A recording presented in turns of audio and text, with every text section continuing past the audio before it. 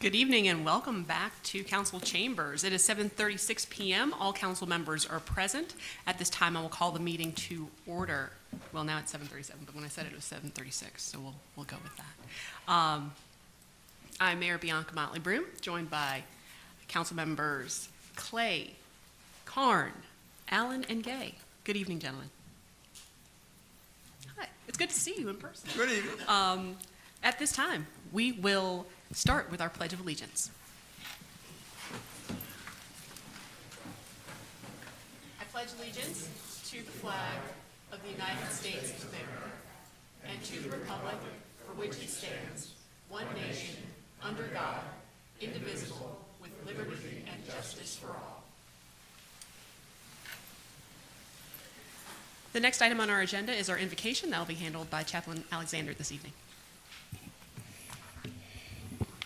Good evening, Madam Mayor and Councilman. I hope all is well. Once again, good evening, City Manager. Welcome once again. Good to see you again. May we pray, please. We come tonight in your name, and once again we have assembled in one place to conduct business of this city. We come tonight, Father, praying for our city, College Park, our state, and we continue to pray for this nation as a whole. I come tonight, Father, praying for unity, wisdom, that it may be upon the governing body of this city, all its employees, and upon the citizens. I pray, Father, that our first responders and our firefighters, that they protect this city, that they will go home safely to their family each and every night. I pray, Father, as our city leader goes through tonight's agenda, that your Father will be, that wisdom will be bestowed upon each one of them, compassion and understanding on each of them, and they may be able to make the right decision concerning the city of College Park as a whole. In Jesus' name we do pray. Amen.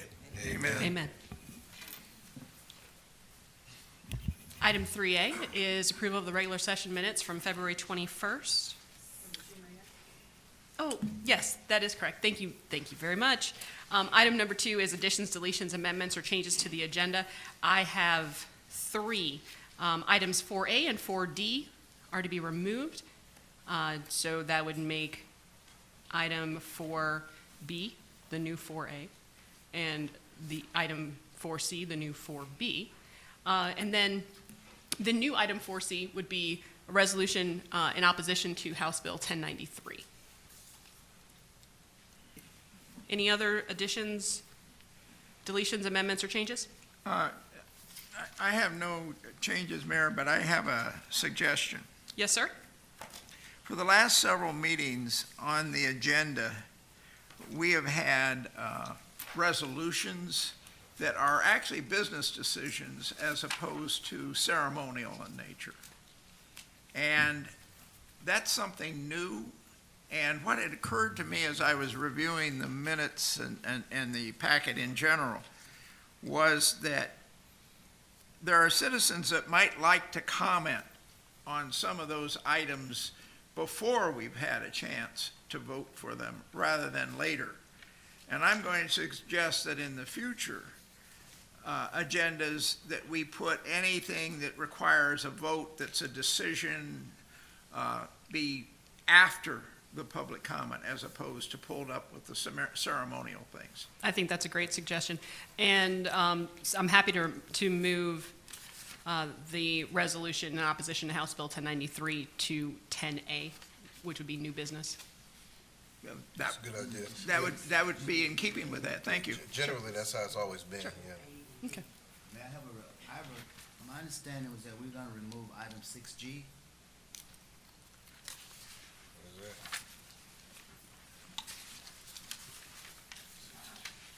Is that correct? We're removing that? Okay. We're removing item 6G as well? Thank you, I have that too, yes. Okay. Any other amendments, deletions, changes? All right, hearing none, is there a motion? So moved. Second. Councilman Clay, and the second from Councilman Karn. All those in favor? Aye. Aye. Thank you, gentlemen. That is unanimous. Now moving on to 3A. Approval of the regular session minutes from February 21st.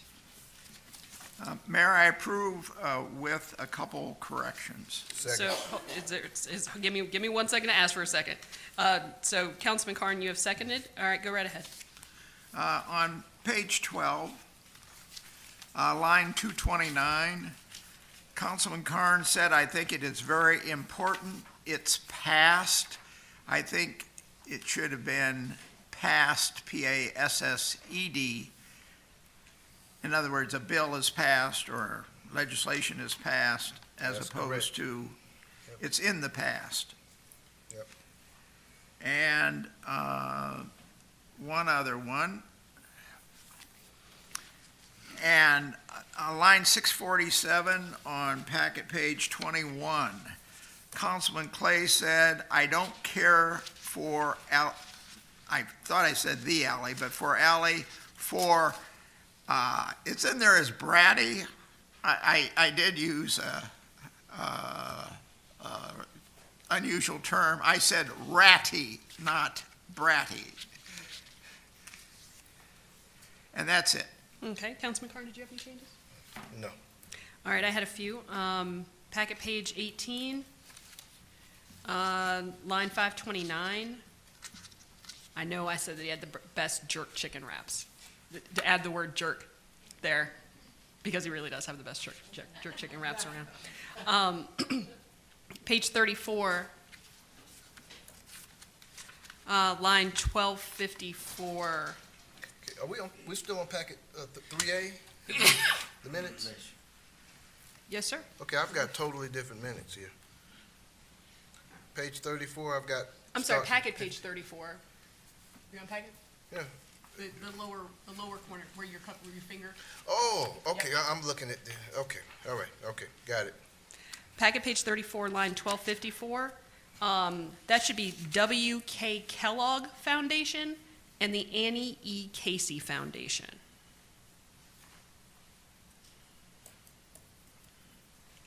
Packet page 37, line 1404. Rains without a G.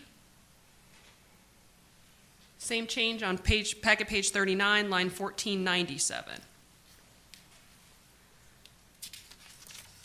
And then packet page 44, line 1712. I believe Ms. Ames said something in between, because it just sounds like I'm talking to myself, and I've discovered that Ms. Ames made the changes. So What line was that? 1712. I believe Ms. Ames took credit for making the changes to our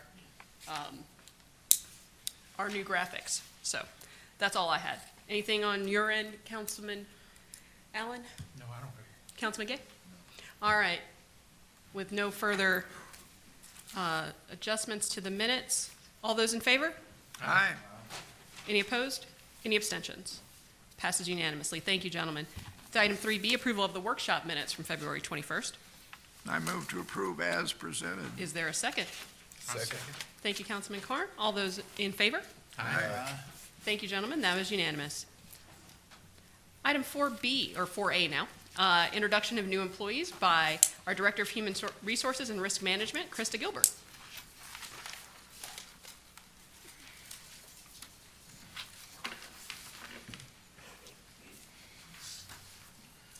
Good evening, Mayor and Council. Good evening. For February, we only had one new hire, and I would like for him to stand when I call his name, if he's in the building. His name is Maynard Rowland, and he's the Equipment Operator 1 of Water and Sewer.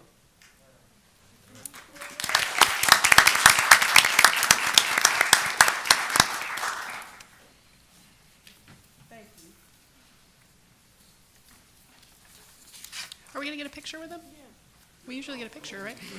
Why don't we hold off and for just one moment on the picture and talk about item 4B, and then we'll get all the pictures done at once. Sound Okay. like a plan? Okay.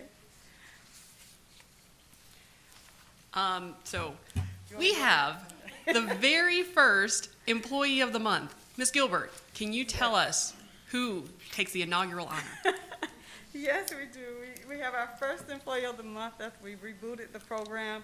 I also have Ms. Michelle here, who is our chair of our strategic planning, as well as the committee, which is Belinda and Ms. Tanya. And I would like for them to come up because they have a presentation for him as well. So, hey, good evening, Mayor and Council. So based on our workshop we did just recently, starting the program for the Employee of the Month, so we were able to get out information out to employees to nominate an employee. So we had 17 nominees, and our Employee of the Month was nominated more than once. So the Ambassador Committee gathered together with 15 people from the departments to vote on the submitted applications for Employee of the Month. And so did you announce who that was? No. So the winner is Mr. Gabriel Johnson, and he is an employee of the sanitation department.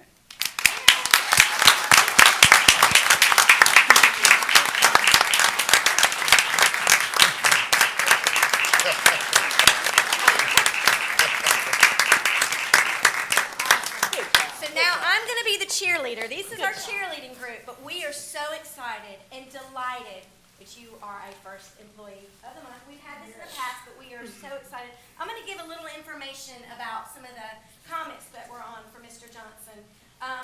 He managed to ride every street on the east side and west side of the city, collecting sticks manually in a pickup truck. Mr. Johnson started removing sticks and placing them in a pickup truck in June of 2021.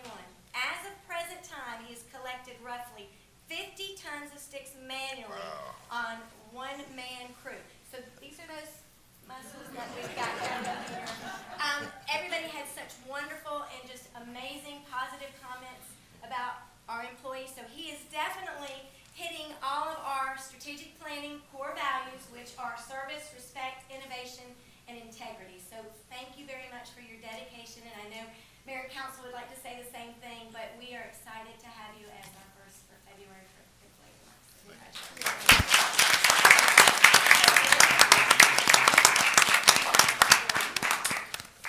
So So we've got our T-shirt. He will get a nice thank you check. I believe it's $450. Is that correct? We've got our Hall of Fame. So we're going to have this nice look at that. He looks better And than then the we've other. got a beautiful picture here, thanks to Mr. Bond. So we can put it out there. So this is our goal. We're putting out the emails now for employees to nominate for the next round, and we are just delighted to get this kicked off and excited after so many years of hard work with COVID and everything that we're able to be in person, see somebody that works extra hard behind the scenes for the city of College Park and an awesome department. So thank you again. We're going to go take a picture. Yep.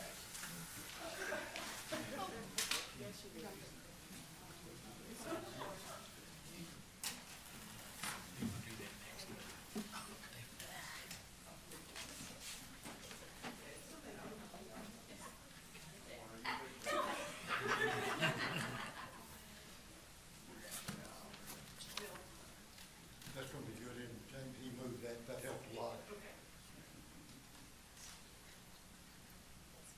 Hey, Gabriel, let's back up just a little bit more to watch out.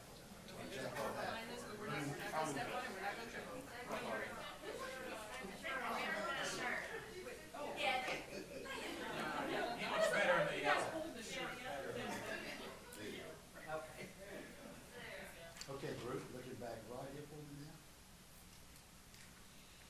One more time. That's good.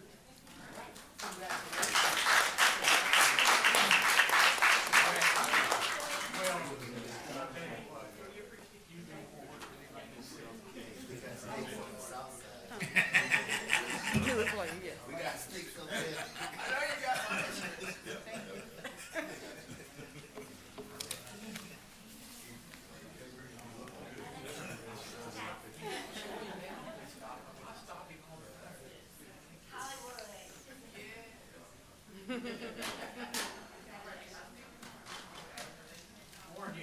Come together a little more. And then just a little bit,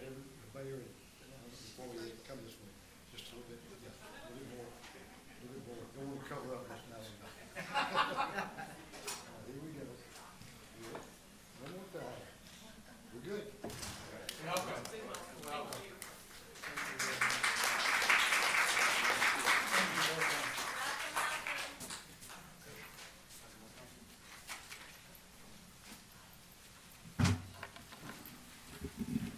Thank you for accommodating us, Mr. Hammond.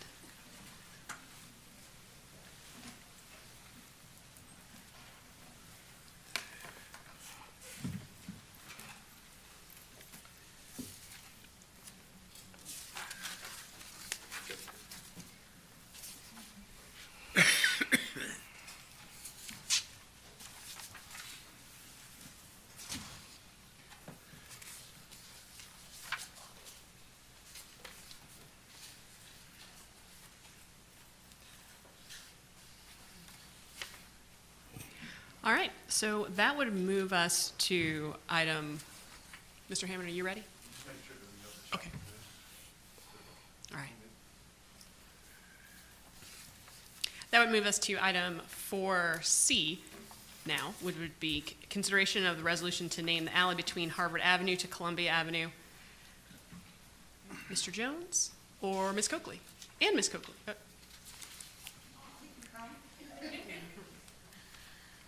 Good evening, Mayor and Council. At the last council meeting, it was chosen the name for the Main Street Alley, which is now Merchants Walk, and it was brought to our attention that we needed to provide a resolution for that naming, and that is what you have before you this evening. Any questions for Ms. Coakley? And we talked this one through last time, so I think we just need to formalize it. Hearing none, is there a motion? So moved. Thank you, Councilman Second. Clay. Is there a second? Second? Thank you, Councilman Allen. All those in favor? Aye. All right, I heard all four of you there. Thank you, gentlemen. We're moving on to remarks of citizens. Ms. Ames?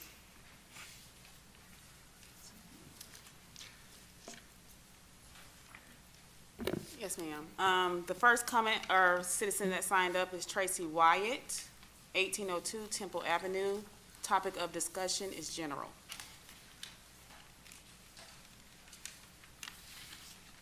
Mr. Wyatt? Doesn't appear he's here, so we move forward.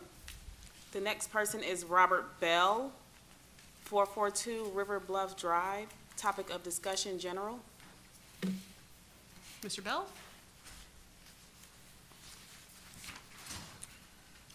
Okay, the next one I have is Eric Leach to discuss station rehab. Marta, I think we discussed this in the workshop. We did discuss that in workshop. Okay.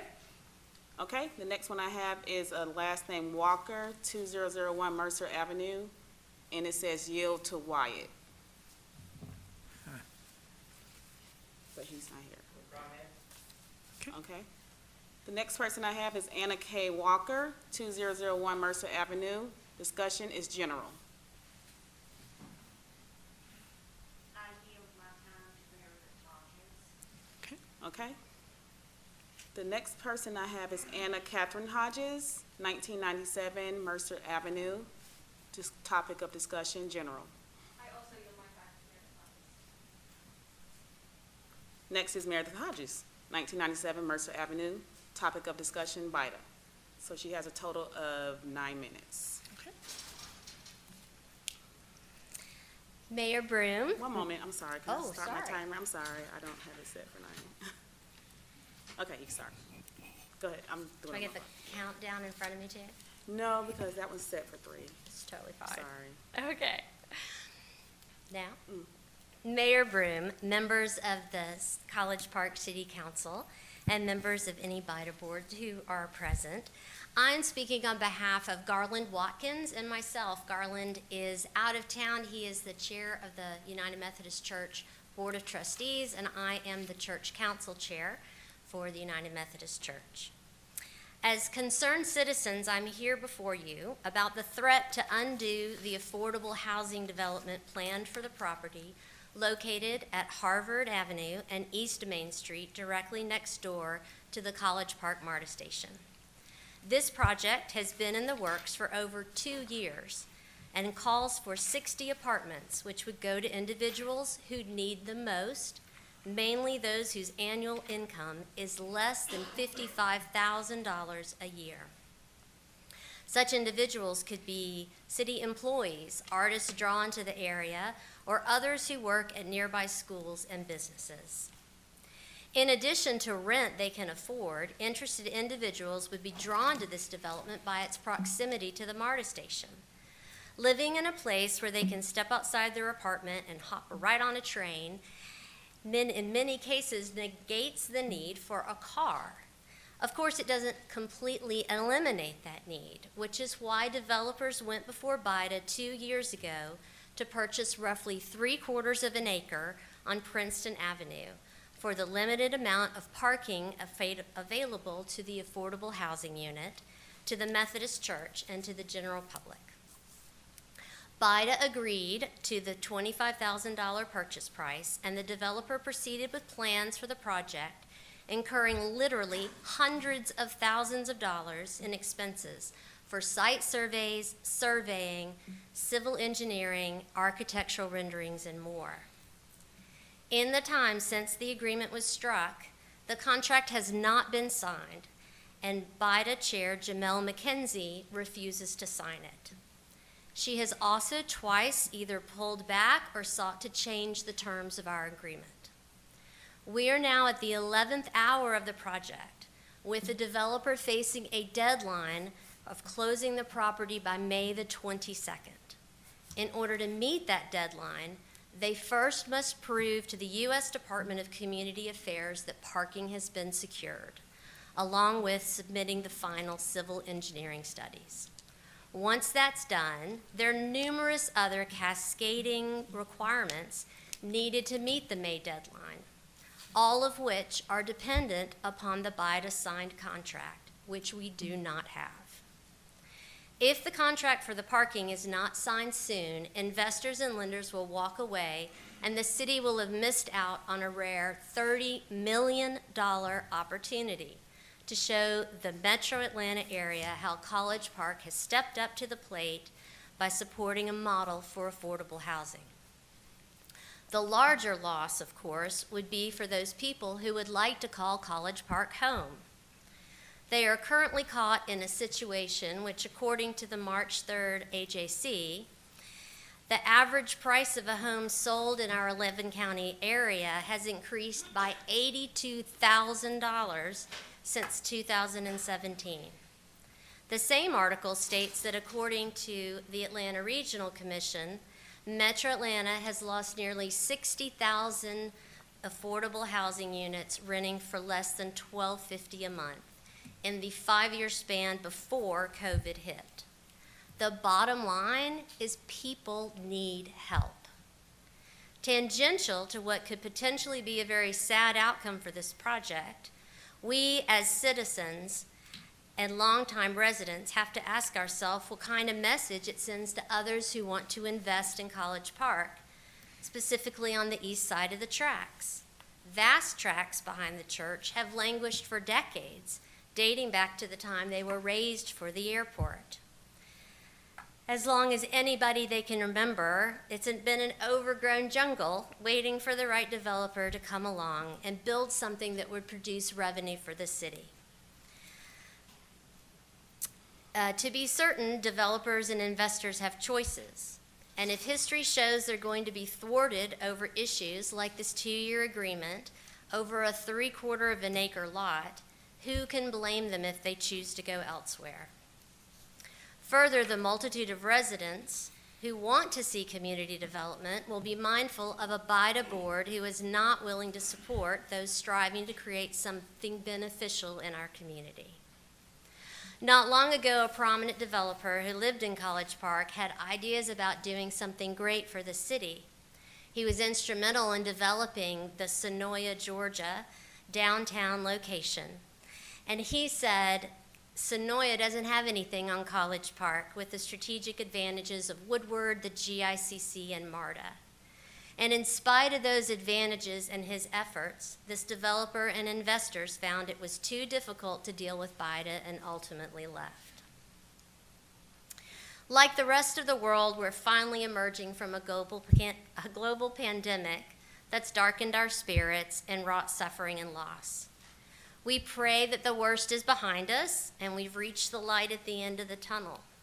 And what better time for College Park to take advantage of this genuine opportunity to shine. Our church has been diligently working to try to create equitable and diverse offering, including ministry, arts, outreach, and affordable housing. On our campus now, we have theater performances and workshops. We're renting studios to artists. We have 2 outreach nonprofits, Marty's Kitchen and the Community Restoration Project, and the Atlanta Aircraft Dispatcher Academy, which is one of the handful of FAA-approved training facilities in the country. In addition, we have plans for a retail coffee house, 16 condo units that will be among the lowest price in a 22-mile radius, Push Arts Theater, and plans for townhomes and lots to follow. I implore all concerned to bring your influence to bear to get the contract executed and support economic development in College Park and this affordable housing project that will benefit so many people in our wonderful city. If the BIDA contract isn't urgently executed, deadlines will pass, a $30 million project will not happen. And what will be the epitaph? That the Internal Development Authority struggles held back progress, and all that's left is a vacant lot. Thank you. Thank you. Thank you. Okay, my next comment is sent via email, and I'm going to read it into the record.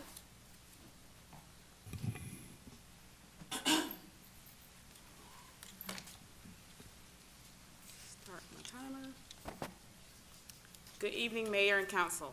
I am Demetrius Taylor of Embarcadero Club Apartments in Ward 2, and I'm a bit concerned about the Diamond Project that I believe has been renamed, which is the United Methodist Church Project. I'm wanting clarity, and hopefully this will be provided.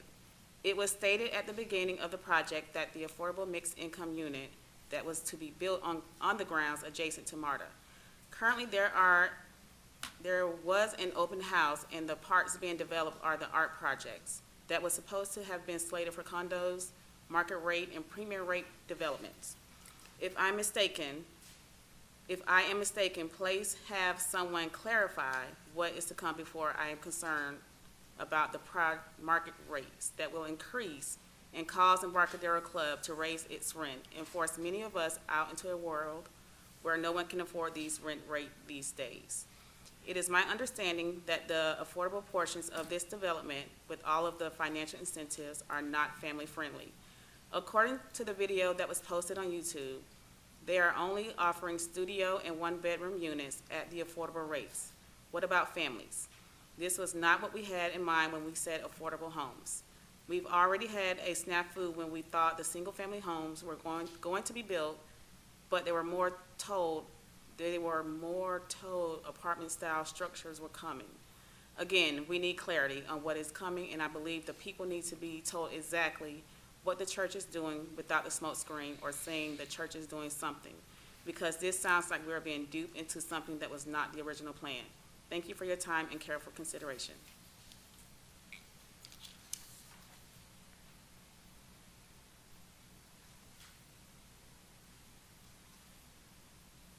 Okay, next comment is from Dennis Adams.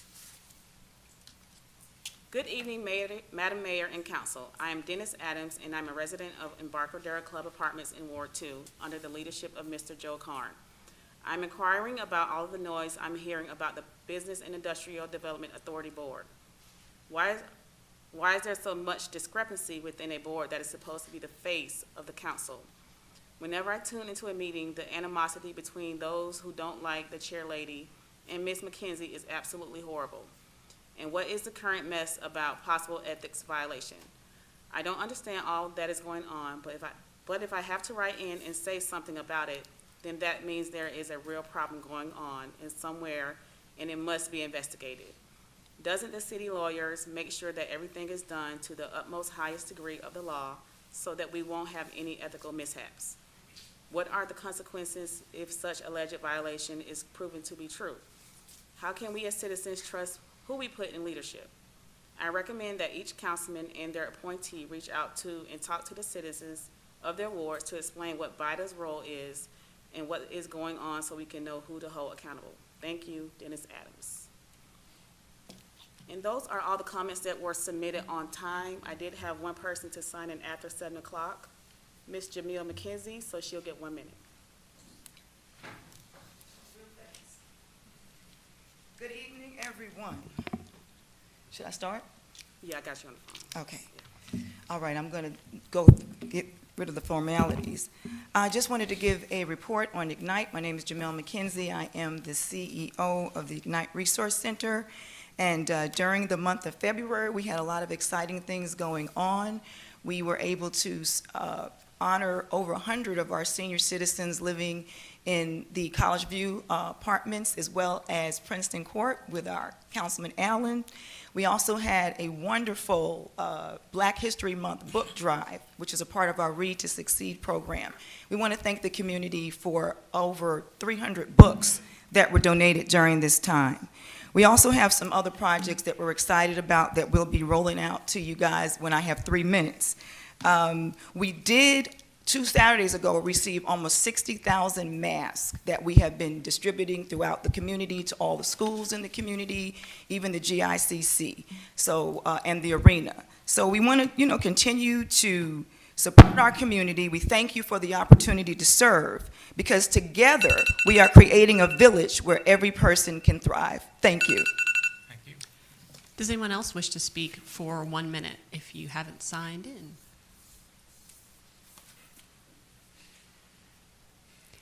Hearing no one else, we will move forward in our agenda. Items 6A and 6B we typically handle together. It's discussion of top 10 delinquent utility and property tax payers. Any questions for Ms. Floyd Bradley on any of these issues? But that's not Ms. Floyd Bradley. You're not Ms. Floyd Bradley, you're Ms. Keels. Good evening, Ms. Keels. How are you? And Mr. Latona, good evening. I had Doing well. one thing I will say. I guess I'm not as young as I used to be, so this thing is getting pretty hard to read. Packet page 79, and now the other packet I can read okay, but let's try to make that a little bit larger next time. So Okay.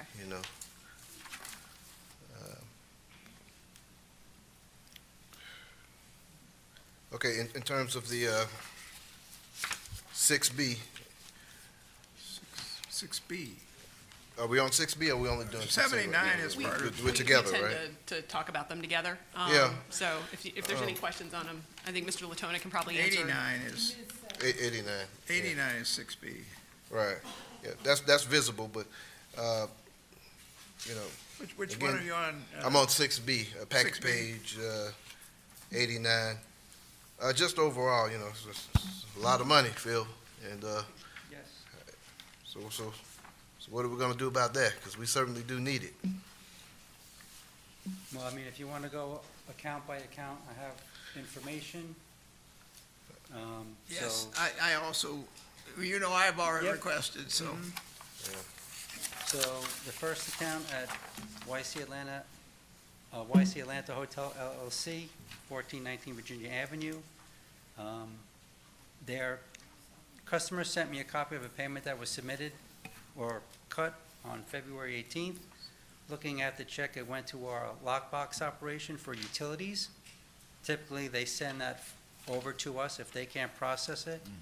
As of this morning, when I spoke to the representatives at Truist, they do not have that payment, so I went back to the customer to try to get information. Now, the customer is calling me from out of the U.S., so my only way of contacting them is via email. So he says it went there, Yes, they sent and me. they say they received it, but they don't have it? No, they didn't. They the didn't bank- receive it. The bank is telling me that they do not have it, so it's a question of whether the check actually was released. My question to the client was the check cashed? And then try to find information that way. This is not the first time we've had something like that happen with a customer, Correct. where the check has been mailed, Mhm. but it never came in. Or it takes much longer than normal to come in. Right.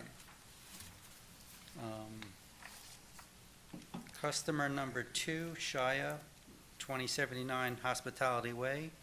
Spoke with them last Friday. They are planning on making payment within the next 2 weeks. They also own 4130 SkyTrain Way. It's just another business entity. So those two accounts, within the next 2 weeks, I expect to receive payment. KSG Georgia LLC, La Quinta Inn and Suites. Owner usually pays well into the tax year. He told me that he expects to make payment in May. When they do that, do they pay Interest, penalty with penalties, it? collection fees, just depends when they make the payment, but it's a Okay. constant roll of Yeah, additional fees. They do it, but they pay get extra to dinged. do it. Mm-hmm. Okay. Mr. Latona, is there information that you have that's different than the comments? I mean, is there anything updated? I do have something internally. You may Okay. have had, this is dated the 23rd.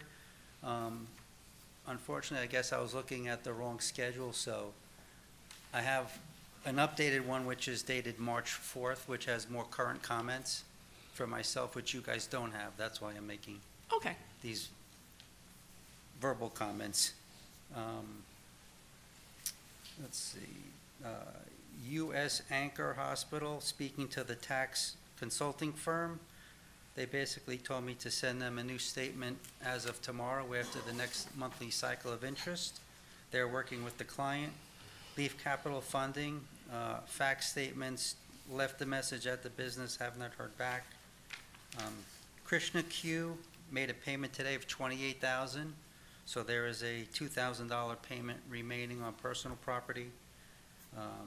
Gabi DC4, DC5 Virtual Citadel, I guess now known as ATL Data Centers, was acquired in May of 2021 by Clean Spark, Inc. I spoke with them today, found their new contact information. They are headquartered in Nevada. Spoke with their AP manager, and I sent her copies of all the statements. So I'm hoping that they're going to be expediting those payments as well. And 2900 Camp Creek paid last week in full. Question, how long before we're able to be in the position to put liens on these properties? A week and a half ago, we sent out our letters of intent to file a lien. So at the end of this month, after that 30-day window is expired, City of College Park can file liens. Okay, and I see, like on the other matrix, they have a number of days overdue.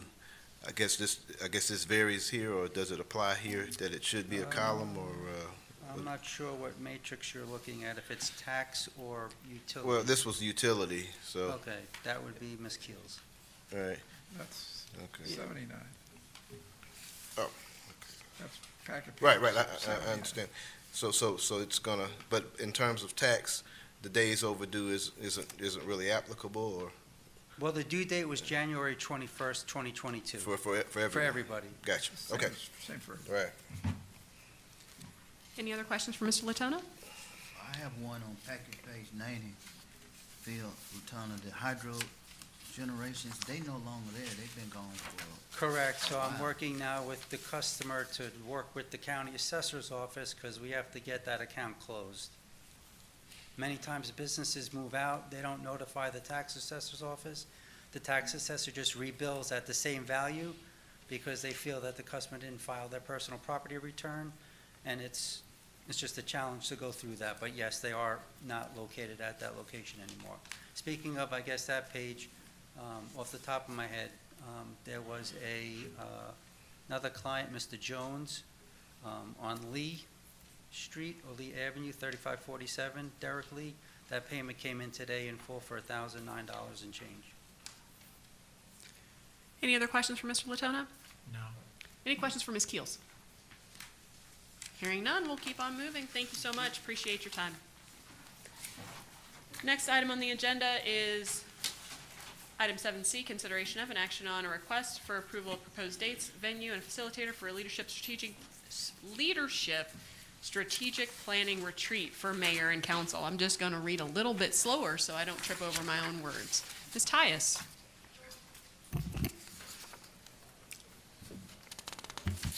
Good afternoon again, Mayor and Council. This is to acknowledge that we're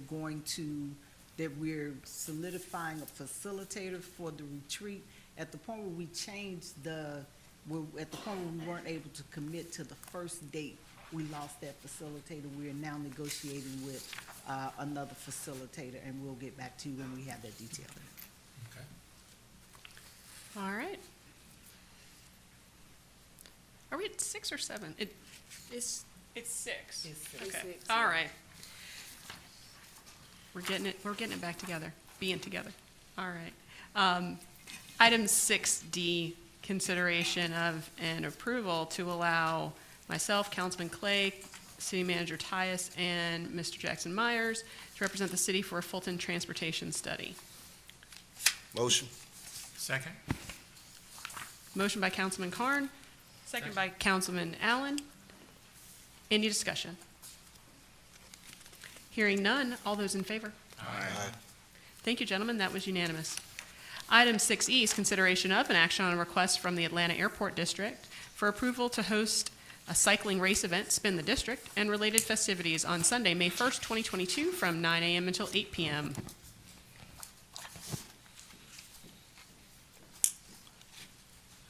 Good evening, Mayor and Council. Good evening. We're excited to be before you again, asking permission. We want to do our 4th annual Spin the District event. It's going to be Sunday, May 1st, starting load in at 6 a.m. until load out at 9:30 p.m. The race times will be from 9 a.m. to 8 p.m. And this is criterium racing. Hopefully you've all been a part of it before, and we're excited that we're going to be able to bring it back with your approval. We're asking the city to please help us with road closures, with movable barriers. We will again hire College Park police officers to assist us. There will be alcohol sales. We are asking for approval to host the event on city streets and in the requested parking areas. Inclusion in the city marketing outlets available for special events. There's going to be banner placements 3 weeks prior to the event, through the event. The locations include one over Main Street, over Virginia Avenue, the Virginia Avenue Bridge in front of City Hall, and digital signage there, and then yard signs throughout the city and other approved outdoor locations. Street pole banner placement, use of the city parking lot from 6 a.m. to 9:30 p.m. on Sunday, May 1st for the festival activities. The city would block off the lot on Saturday night, April 30th, to prevent any vehicles from parking overnight.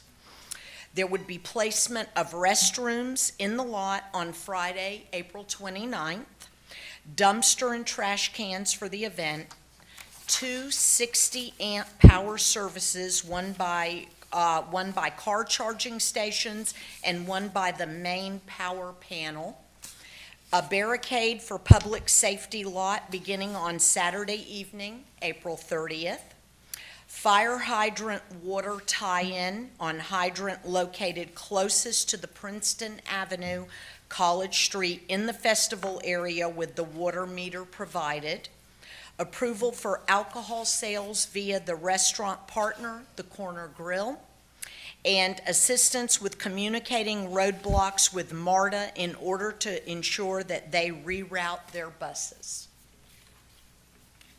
Do you have any questions? We'll start with Councilman Clay and move down the line.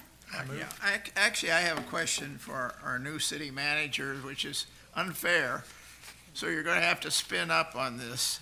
I think this is a fantastic event, and it's really putting College Park on the map. And I applaud Cookie and all those who have worked on it. So this is not intended to be a negative. However, every year I have asked the question, how do we accommodate the people in the Lindsay building and the Longino building who need to get in and out? And every year I get, rightly or wrongly, complaints from my constituents in those buildings. And these are senior citizens that pretty much all day long are impacted by this.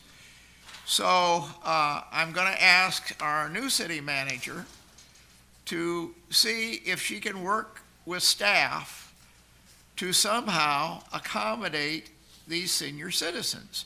Because I go to the Criterion, and it's a race pretty much all day long.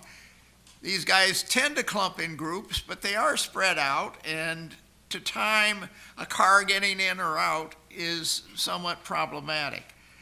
So I'm going to make a suggestion that this year, if we could maybe have a golf cart available that could ferry the senior citizens to a location where the city would pay for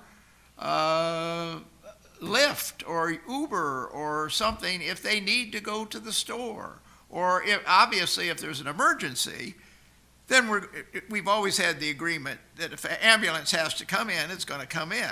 Oh, absolutely. Yeah, but that's never been a question. It's more been an issue of that, and there have been some issues with the housing authority maintenance staff, because one is a market rate place and one is a actual housing organization rate, what the housing authority pays. So I'm just suggesting that we do something different this year, because every year it's like Charlie Brown and Lucy with the football, if anybody remembers that comic strip. So can we please We'll take a arrange look that? at it. We'll take a look at it. Thank you. Councilman Carn, anything? Well, first of all, I think it's a great event. I'm very excited about it. I am an avid bicyclist. And, well, we're going to put you in a race then. I'm looking forward to it. I used to do the Atlanta deal where, what did they call that? It was on Sundays, 2 to 6, and I did the whole 18 miles from the High Museum of Art all the way down here. Darn near killed me, but but I made it. So I mean, really excited about it. I'm glad to see we're doing this, but like Ambrose said, you can't have an event that's going to hold some of our residents hostage now. So we got to come up with something.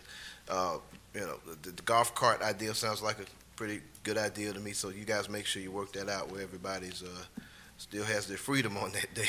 Yes. So yeah. Yes. I just like to say, it's a great event. I did ride one time, and trust me, you don't want to do that.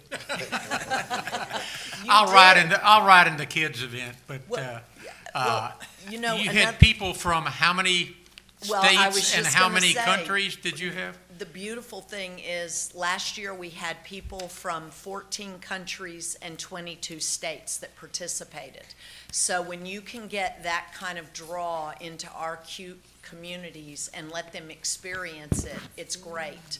We're putting together hotel packages, and we work very closely with College Park PD and the folks. We're going to be canvassing the area and letting them know that the race will be going on. But of course, we can stop the race at any time. If anyone needs in or out, emergency vehicles, anything like that, we stop the race.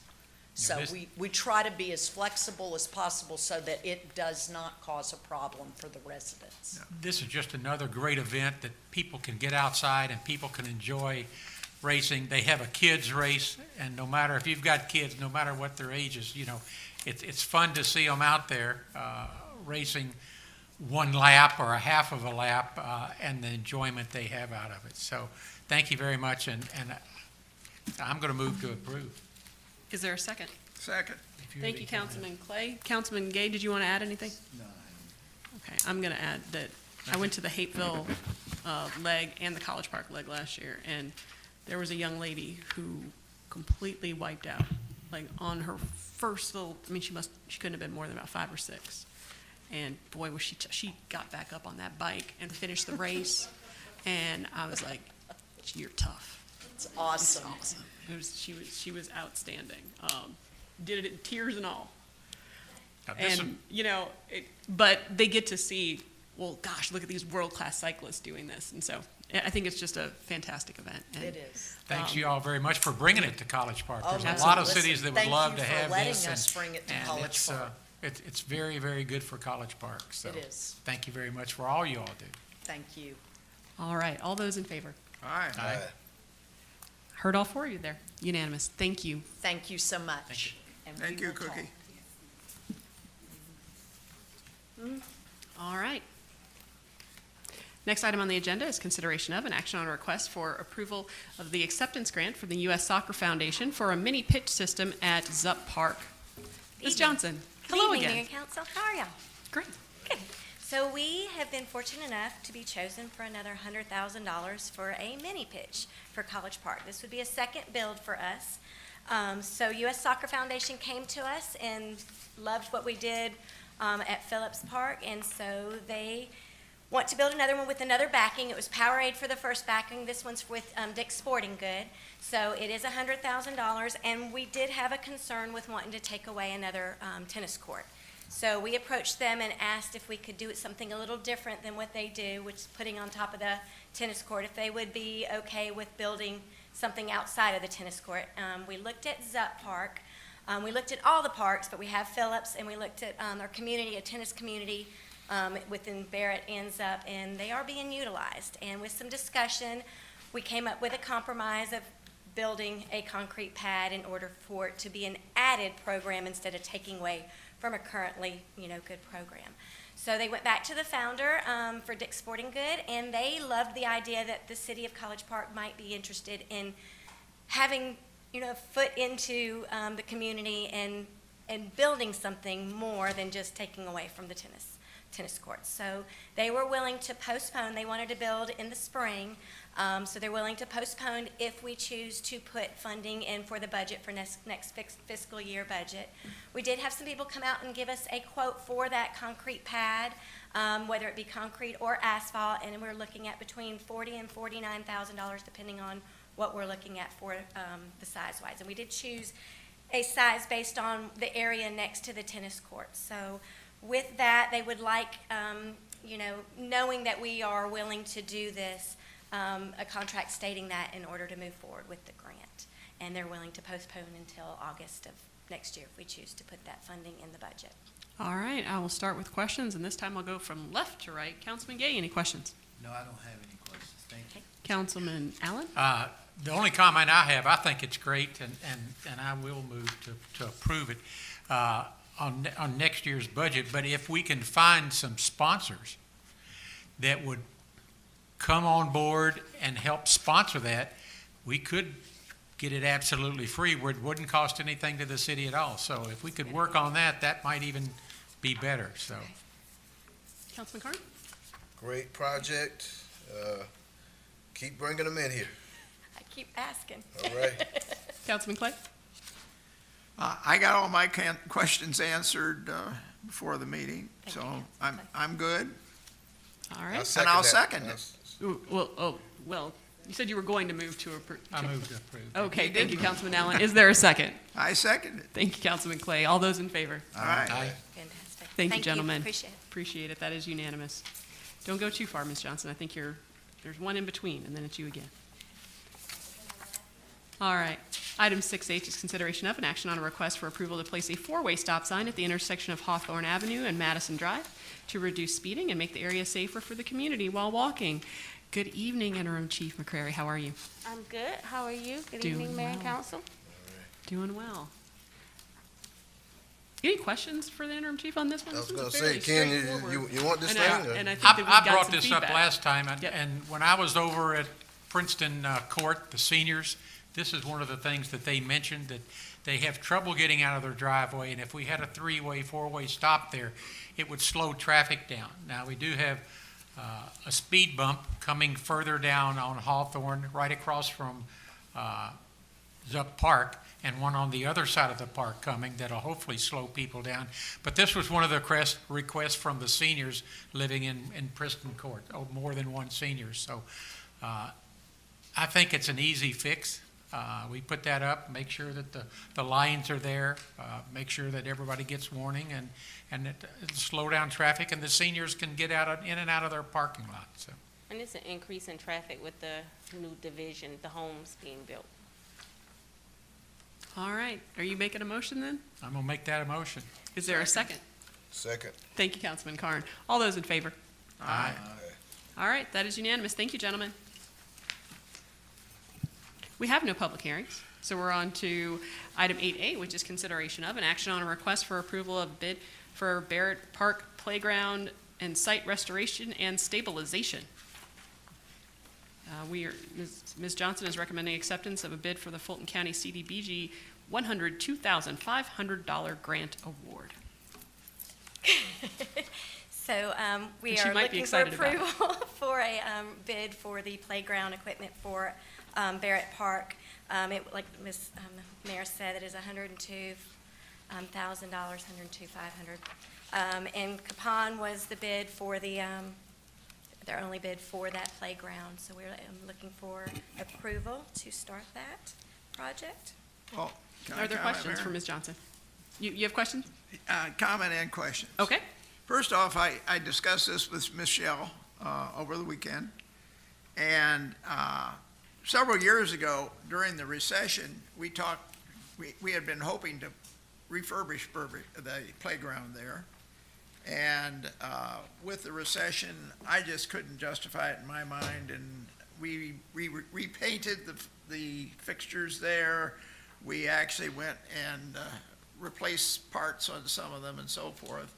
And the area, I'm sure the residents will be very appreciative to have that upgrade to the park. The only concerns I had, and I discussed them with Michelle, was that it's a whole different look, which looks really neat and very parky, if you will.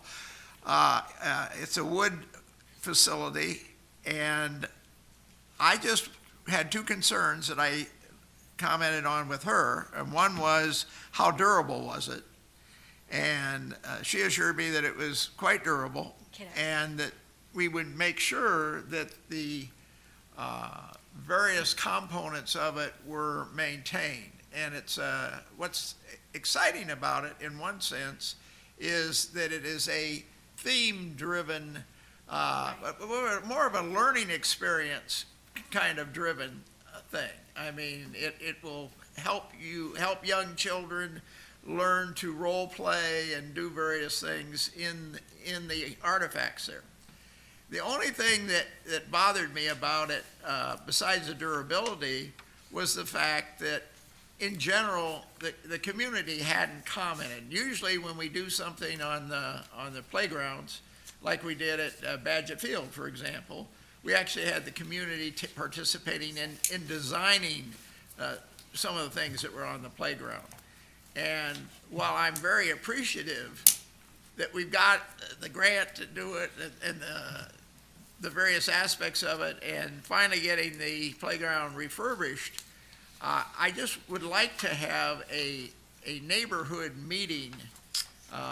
Perhaps we could do it at my next ward meeting, since I am thinking I'd like to do a ward meeting in person. We've been doing it by Zoom, sort of haphazardly over the last couple of years. Okay. And perhaps we could give the neighborhood some input into commenting on things. You know, maybe they'd rather have this rather than that, or they have some suggestions. So I've certainly moved to approve it, but I'd also like to get some input from the neighborhood before we actually order all the parts. Okay. Can I comment on the Robinia, which is a wood teak-like, so and they're using it in marine So it is a hardwood. I know you and I talked about that. And he mentioned on my vision, I do have a vision on redoing all the playgrounds and it being a destination playground. So like for this park that we were looking at, we're looking at a boat feature. And hopefully at Zupp, we might have a castle feature. And when we, wherever we get to Phillips Park, that those kids would want to go to, not just their closest park, but want to go to a different park based on a destination. That's what I see visually in the goal for the parks. The design, talked about some of the swings, so that might be something the input the community could give if we want the parent and tot type swing, or if we want just 2 regular swings, or a toddler swing, or 2 toddler swings. So I think that would you're be right great. on track with the Yeah. swings. We can talk about that, but I know the last time we talked about redoing the park, some parents actually said, could we have a double swing where we Yes, can so, look at the toddler? I'd be delighted to talk to the community about that. I think, did I miss anything on I that? think that was it. Councilman Clay, was that a motion? That was a motion, yes. Is there a second? Second. Thank you, Councilman Carn. Any further discussion? Hearing none, we'll move to a vote. All those in favor? Aye. Heard all 4 of you there. Thank you, gentlemen. That was unanimous. Thank you. Thank you. Item 8B, consideration of an action on a request for a change order to the cooling tower renovation project approved by Mayor and Council on February 7th to include the installation by Legacy Mechanical of a new heat exchanger at the arena. The cost is $11,171. Motion. I thought that was deleted. I thought it was deleted. It was? That was pulled from the agenda. It was deleted? Okay. I don't remember. 8B, I have it marked as being removed. So. We got 2 items that were, we got an email on 2 items that were deleted from the agenda. That was one of them. Okay. And the other one was. But I don't think we announced that, that 8B was removed from the. We didn't. No. We did. We didn't. All right. Is there a motion to remove item 8B from the agenda? Motion. Thank you, Second. Councilman Carn. Is there a second? Second. Thank you, Councilman. Wait, what are we voting on? We're to remove 8B from the agenda. Oh, remove it from the agenda. Okay. Aye. All those in favor? Aye. Aye. The Councilman Allen was the second. Thank you. Thank you. And everyone voted in favor.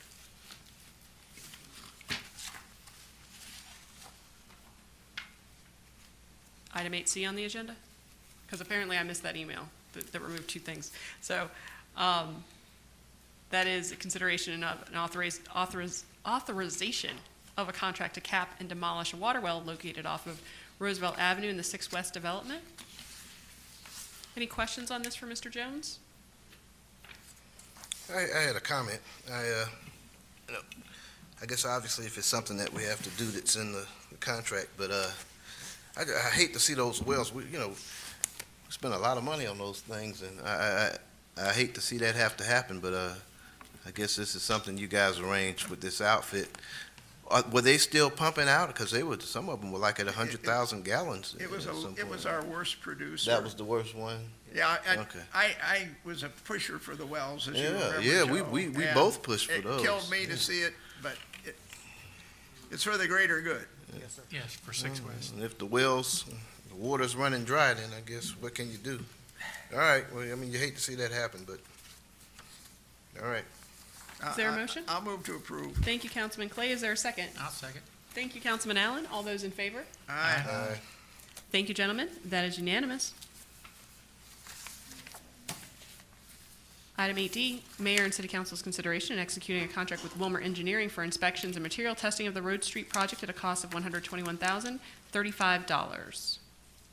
Any questions for Mr. Jones on this one? I know we had a lower bidder, but there was a explanation in the matrix as to why that lower bidder was not quite in line with the other bids.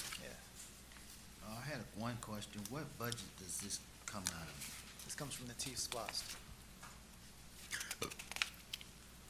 Any other questions for Mr. Jones? That's the same question I had too. All right. So Artie, can you give me kind of a, okay, so this is just for all of the roads, testing them, all of them, or just certain areas? Road Street. Just roads. So is there a weakness or a chance of some issues, sinkholes, or what's the reason As behind the it? development happens, we have to ensure that the road is being built to the standards of the city of College Park, and this particular outfit actually goes out and does those tests as the development happens. Okay, well, I always thought when we did one, we always graded it up. I'm assuming we did the same thing with Global Gateway. That was right before I got here. So, yeah, all right. Any other questions for Mr. Jones? Hearing none, is there a motion? So moved. Thank you, Councilman Second. Allen. Is there a second? Second. Councilman Carn has a second. All those in favor? Aye. Councilman Clay, was that an aye? That was an aye. Okay, all right, thank you very much. That is unanimous. Thank you, gentlemen. All right, Mr. Jones, this is yours as well. Mayor and City Council's consideration and authorize the mayor to execute a quitclaim deed for land received from the City of Atlanta to the College Park Business and Industrial Development Authority. Any questions for Mr. Jones on this particular issue? No. These are the fixes, right? Yes, sir. Okay, I we move got to them. approve. Yeah. Second. Okay, Councilman Clay, you had a motion to approve. Councilman Carn, you seconded, is that correct? Yep. Correct. All right, all those in favor? Aye. Aye. Thank you, gentlemen, that is unanimous. Thank you. Thank you, Mr. Jones. Mr. Richardson, we are handling your issue next. Electrical material bids for upcoming projects. Any questions for Mr. Richardson on this item? No questions. No questions. Is there a motion? So moved. Councilman Allen made the motion. Is there a second? Second. Thank you, Councilman Clay. All those in favor? Aye. With energy, gusto. All right. That is unanimous, gentlemen. Thank you so much. Item 8G, consideration of an action on a request for approval to pay outstanding invoices from a service agreement between the City of College Park and Motorola Solutions, Inc. for maintenance support or other services for the police public safety radio system in the amount of $225,101.04. I move to approve. Is there a second? Ambrose, I know you used to recuse yourself from those. I guess things have Well, we changed. changed the ethics arrangement, so. Oh, really? Yeah. Oh, Councilman wow. Allen, Councilman Allen seconded it on that? It's no longer, I didn't know that. yeah, if you have in your portfolio more than a certain amount of that stock, All right, all right. they figure you can't, my vote ain't gonna influence anything. in I remember Motorola. every other year you would, yeah, No, so, right, okay, that- all that's right. changed. So we have a All right. motion and a second on the floor. Any further discussion? Hearing none. All those in favor? Aye. Aye. Aye. Thank you very much, gentlemen. That is unanimous. No old business under 10A. You got It- your resolution? Yep, 10A is Okay. the resolution. Resolution in opposition of House Bill 1093. And gentlemen, I brought this to you because this is something that a number of cities, not only in the metro area, but across the state are considering because of the concerns specifically for our ability to properly zone our city and our public policy interest in trying to create more home ownership in our city. And Councilman Carn, I know you always talk about the fact that we are one of the highest proportion rental communities in the state. This House Bill 1093 and Senate Bill 494 would restrict our ability to ban build-to-rent subdivisions in our community. Now, I agree with the Georgia Municipal Association. They've come out in opposition to this bill because this really does need to be a community-by-community determination. There's an opportunity that might present itself in other communities that may not be right for us. So communities like Holly Springs and others have these types of subdivisions, but I don't think it's in College Park's interest for us to have our hands tied if a developer comes in, buys a swath of land, and then decides to build 200-300 houses and makes them all only for rent. So we want to keep that option for us. I had the opportunity to testify in front of the House Judiciary Committee in opposition to HB 1093 with Mayor Paul from Sandy Springs. They're facing a similar situation in that they have about 65% of their residents that are renters, and they're also trying to promote home ownership in Sandy Springs. He noted that they worked on a project, a townhome project, for 2 years, and then at the last minute, developer came in and made it all rentals when folks were getting up their down payments for it. So we certainly want the flexibility within our community to determine what's right. And I'm happy to answer any questions about the resolution itself, but as I said, Sandy Springs has passed it, Alpharetta has passed it, Forsyth County has passed it, I believe Woodstock has passed it. Augusta is considering it tomorrow night at a special called meeting, and a number of other communities are taking it up as well. I think it's critical Absolutely. that Oh, I think so. we support this. I mean, I will move to approve it, but the state legislature seems to keep working on taking more control away from the frontline communities That's that precisely. are in the best position to decide what's good for themselves. And College Park is at least 70% rental right That's at this almost point. 75. Yeah, Mhm. Yep. 74 to be And- exact. Yeah. That just makes no sense at all. These are done by large corporations. They are packaged together, from what I understand, in REITs, and return a great investment to the people that invest in the REIT, which have nothing to do, have no skin in the game with the city of College Park. Nationwide, I think it's an ongoing effort to strip home ownership away from the, grasp of most working class folks. I mean, they're running a strange program out here, rich, to poor, and, it's not a good thing. I certainly hope it doesn't get any, real traction out there, so. Councilman Clay, you made a motion. Is there a second? I made a motion I that second we, it. All right, Councilman Carn seconded it. I will say, the Legislative Policy Council for GMA met this morning, and I'm on that committee. They are encouraged by what's happening on the House side with this bill. Still some work to go on the Senate side, but they don't think it's going away. And so it's something that we're going to have to be vigilant about, because we want to make sure, I say all the time, we're building the community that we deserve, and I think paths to home ownership for people is really important, because that's how you generate wealth that goes beyond you and allows those future generations to thrive. So, any other questions, comments? All I right. think we have to. Hearing none. All those in favor? Aye. Did I get you, Councilman Gay? You're in favor? Aye. Thank you, sir. All right, that is unanimous. Appreciate it, gentlemen, and I appreciate your accommodation on that late addition to the agenda. But we wanted to make sure that we got our voices heard on that particular issue. All right. City Attorney's report? Nothing this evening, Madam Mayor. City Manager's report?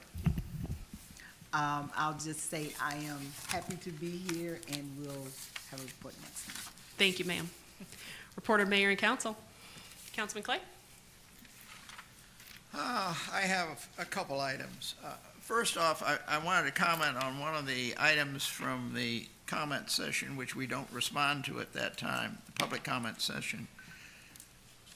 Just to make the record clear, there was nothing approved by BIDA as far as open session approval goes with regard to the Methodist Church to do an arrangement. That was not approved by BIDA. Therefore, the chairperson of BIDA cannot sign anything until BIDA approves it.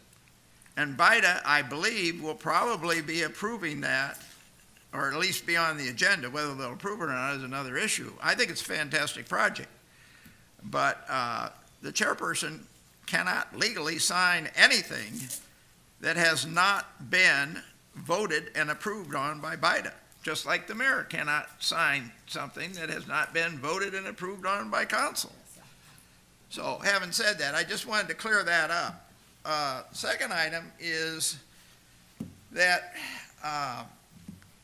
we were approached, Councilman Carn and I were approached by Mr. Pitts, Rob Pitts, Chairman Pitts, and there's an opportunity for College Park in connection with a very impressive transportation idea that we tried several years ago with something called pods, and it didn't work out. It was actually somewhat of sham.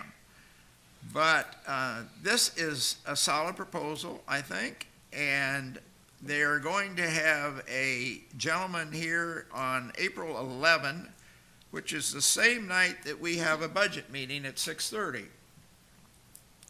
They wanted to bring it before council to get everybody's input on it, and I suggested that since we have a budget meeting that night, that if we could have a special called meeting at 5:30 preceding the budget session over at the GICC, then we could have the opportunity to hear the presentation. I can't believe it would take more than an hour. And that way, council would not be scheduling another meeting night, and plenty of adequate notice for the public if the public wants to attend. So I'm recommending that we have a special meeting called for April 11, 5:30 to 6:30, prior to the budget meeting. And is that okay? Oh, it's fine. I agree. We don't need any more meetings, but this one is time sensitive as well, so. Yeah. Do we need a motion on that, Mayor?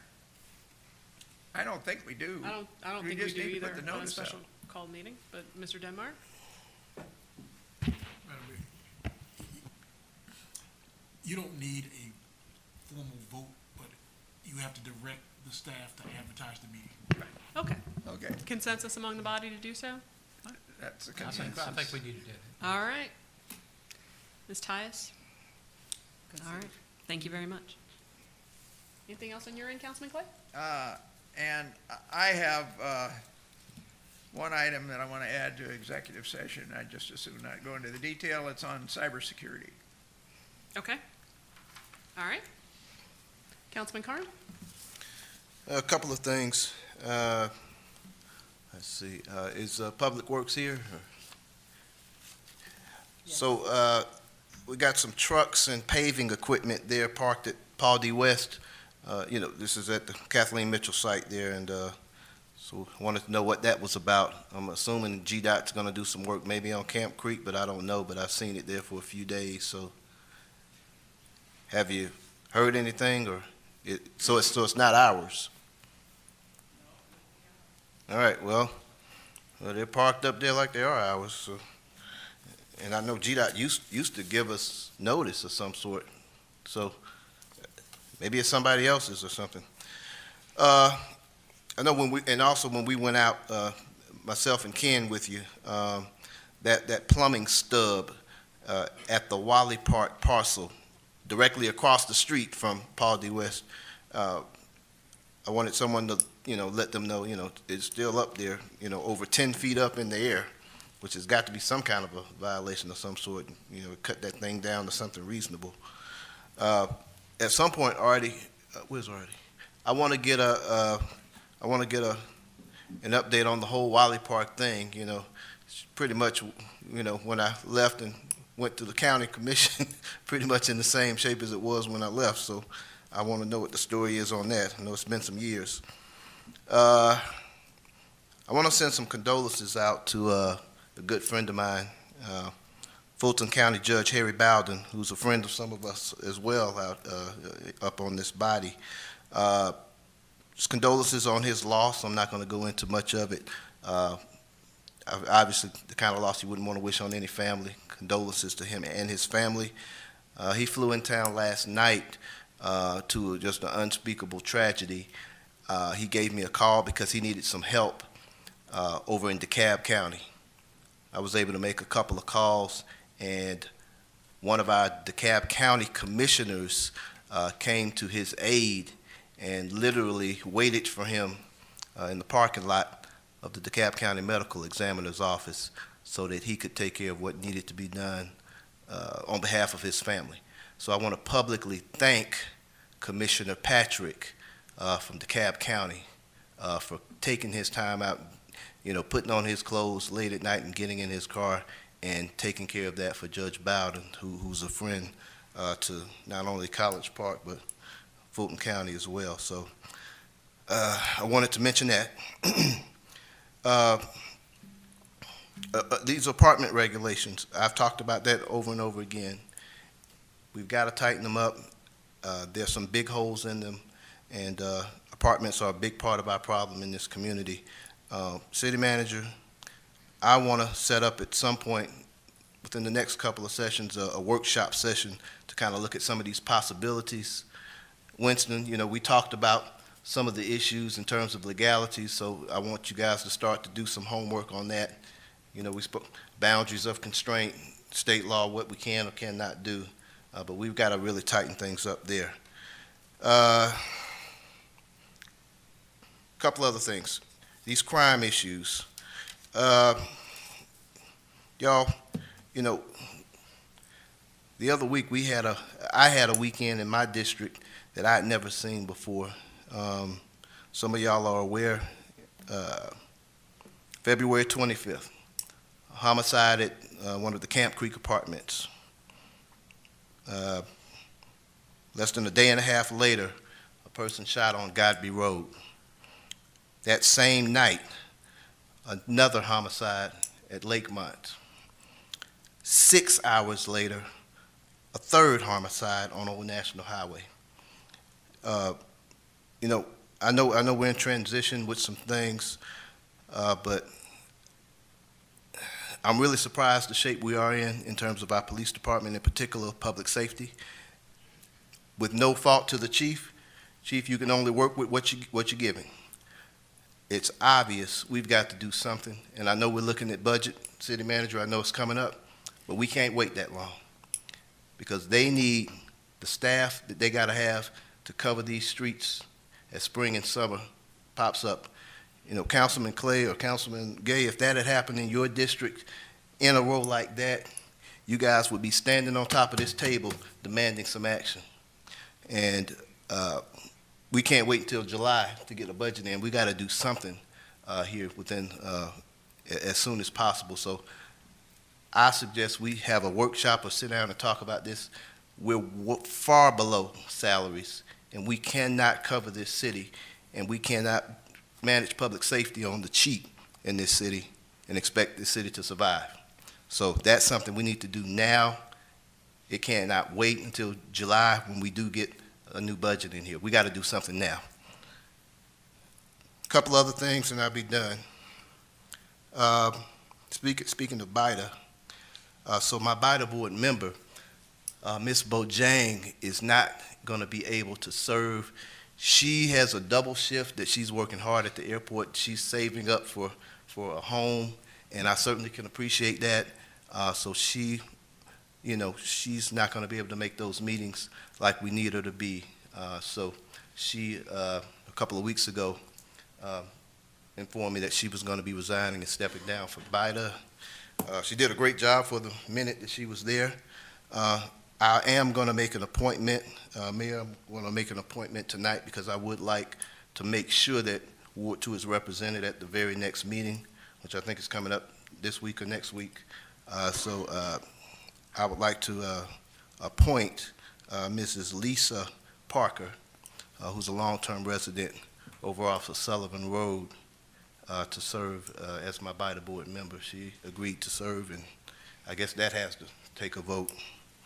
So if we need to do that, I guess we don't have to do that in the executive session, but we usually do those appointees out here. Okay, last couple things. I mean, I'll make the motion now. Yeah, okay, is there a second? Right. Second. Thank you, Councilman Clay. All those in favor to appoint Lisa Parker to the BIDA board for Ward 2? All right, two more quick things. Our Fulton County maps and our state maps, I want to make sure that somebody reaches out to them and informs them that Ardell Road is no longer Ardell Road. That road is Jesse A. Dent Drive. Obviously, it's on our maps, but I want to make sure we have it on our state maps. With the reapportionment, I saw that it was still that, as well as the Fulton County map. So I don't know who would be responsible for checking that, city manager, but we want to make sure that that's correct. Miss Linda, it's good to see you. Like I told you, she has not aged a day since I was up here last 5 years ago, so it's just amazing to see you again. And I asked her about how her little girl was doing, and she told me that the little girl was 25 years old. I couldn't hardly believe that. I was like, holy jeez. So it's good to see you, and all right. That's all I got. Thank you, sir. Councilman Allen? Okay, just a few things. First of all, I'd like to welcome everybody back to City Hall. I think it's great to be back in City Hall. I'd like to congratulate our first employee of the month. I know he's not here, but to all the people that were involved, thanks for the job you did. I think it's a great program. I'd like to talk a little bit about there was another wreck this past week on Virginia Avenue in Lee. And I know the police did a survey on the speed on Virginia Avenue, and slowest was 14, the highest was 91 on Virginia Avenue about a year ago. So there seems to be a wreck every 4 or 5 months at Lee and Virginia Avenue. So if we can take another look at either putting a stoplight up there or making it a four-way stop where everybody does have to stop, I think it'd be a good idea. So I think we just need to take a look at it. I don't want somebody to get killed there because somebody flies underneath that viaduct and doesn't slow down. So let's take another look at it. Hugh, thank you very much for lighting up the city the city mural down there. It looks great. So thank you very much. I appreciate what your folks did. The last thing, there's just a lot of good events coming up in the city of College Park. It's time to get out. It's time to go see what's happening. It's time to go to the wine stroll. It's time to do a lot of other things in city of College Park. So get out, enjoy your city, have fun, and come to some of these events and support the city and what they do. So that's all I had. Thank you. Thank you, sir. Councilman Gay? Sure, certainly. I just have a few things. So the clerk, if you could help us out, there's been a lot of changes to the districts that I'm not clear what's going on. I think our county commissioners have changed, as well as our congressional maps. So I'm not sure what that's. Yeah, there's been some big changes, yeah. And if that affects how we vote, maybe we can update our voters in the upcoming elections. There's a FAA study that's being mailed out. I know it's circulating in Ward 4. It's for $160 that you'll get if you participate. I thought maybe Gary Young could take a look at it to just see if it's legit, but it's actually got some money in the envelope. So I'll give him a copy of that. And the other thing is that if there was any way that we could kind of just, in customer service, get calls back to the people. I'm getting some emails that they would like to be called back on some of their concerns. And I know you guys shorthanded, but if there's any way y'all could get the people called back, we would really appreciate it. That's all I have. Thank you, sir. All right. We need to put all of our good energy and all of our best wishes and send them to the Woodward ladies who are going down for the state championship in Macon on Thursday at 5:30. They're playing Forest Park. This would be the second state championship in a row for them. So let's send all the good vibes to the Woodward girls basketball team. Did we save the sign? I don't know if we saved the sign. From last year. I know. We did the banner across. I mean, we've got a dynasty if they win again. Yes. It's gonna be like Woodward girls basketball and the Patriots. I was at the last game. Myself and another elected official. We saw, who was that? Bo Causey and a few other folks there, and they're good. They're good. They're good. They're good. So let's send all those well wishes to them and congratulations. I happen to be dropping off a library book today, and the librarian was sitting there saying, "Do you need COVID test kits?" They are handing them out. So they are readily available both at our library and our health center. So please go ahead and take advantage of that. COVID vaccines are still being administered at the South Fulton Service Center and our College Park Health Center. The hours and locations are available at fultoncountyga.gov. And the $100 gift cards are still available there too. And the $100 gift cards are still available. They've got about 200 left at our health department right now. I've been passing out flyers in my community like crazy. So, yeah. Absolutely. Free money. I want to thank all the faith leaders who came to our breakfast on Friday at the GICC. Thank Councilman Karn for coming, and our new city manager, Ms. Tyus, as well. It was a great event and a great opportunity to connect with our faith leaders, and look forward to having another event in the fall and just working together as we continue to build the community that we deserve. Again, let's go back to the wine stroll on going from the faith community to wine. But we've got a lot going on in College Park. And so on March 17th, mark your calendars. We're having the wine stroll and a jazz concert. It's going to be a great day to be on Main Street, and we look forward to seeing everyone there. I want to thank Park Lane Elementary School, where we have students in College Park who attend Park Lane, even though it is in East Point, for the invitation for the Read Across America event last week. It was a delight. There are literally few things that I love more than reading to kids, so appreciate the opportunity to do so. And I want to thank our staff for going over to College Park Elementary and doing the same at College Park Elementary for Read Across America, because I can't say enough about the staff of this city and how hard they work and how dedicated they are to this community. And they didn't have to go and read, but they did, because they know that everything they do makes this community better. So thank you so much for that. And the other event that I want to talk about is the Georgia Pollinators. We had this on our agenda probably about 4 or 5 meetings ago. I don't know. But that is on March 19th at 9 a.m. right out front of City Hall, learning more about all the important pollinators that go into our ecosystem. And this is an event in conjunction with Georgia Public Broadcasting, and we're very excited to host them. So that is all that I have. We do have some additional business to handle in executive session, so at this time I'll take a motion to enter into executive session for the purposes of real estate, litigation, personnel, and cybersecurity. Second. So moved again. Thank you, Councilman Clay. Is there a second? Second. Thank you, Councilman Karn. All those in favor? Aye. Thank you, gentlemen. That is unanimous.